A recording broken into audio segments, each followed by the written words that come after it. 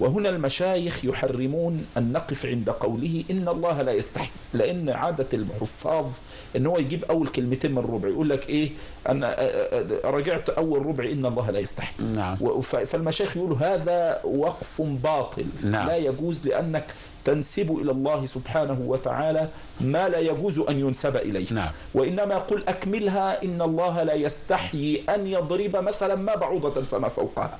ويقولون وسبب ذلك أن المشركون لما جاء قول الله عز وجل يا أيها الناس ضرب مثل فاستمعوا له إن الذين تدعون من دون الله لن يخلقوا ذبابا ولو اجتمعوا له وإن يسلبهم الذباب شيئا لا يستنقذوه منه ضعف الطالب والمطلوب.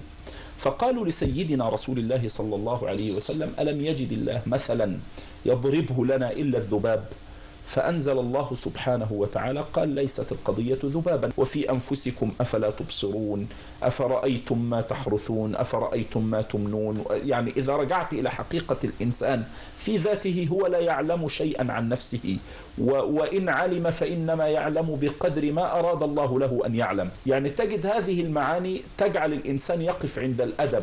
فربنا قال لم تكن القضية في ذبابة ولم تكن القضية في نملة، بل إن الله لا يستحيي أن يضرب مثلا ما بعوضة.